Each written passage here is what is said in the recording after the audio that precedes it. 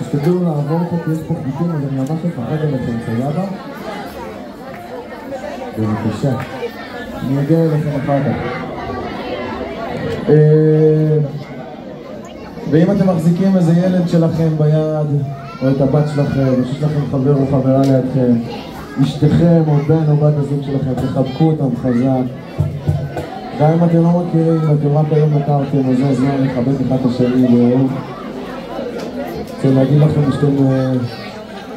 שזה הזמן שפתאום כל העם מתגייס אחד לשני, וזה הדבר הכי מרגש בעולם לראות את זה. תזכרו את זה, גם אחרי שהדבר הזה יעבור, שאנחנו ביחד. אם אפשר לעבור את הקו הזה, חמודים, בבקשה, כי יש פה חוטי חשמל. שנייה. תודה.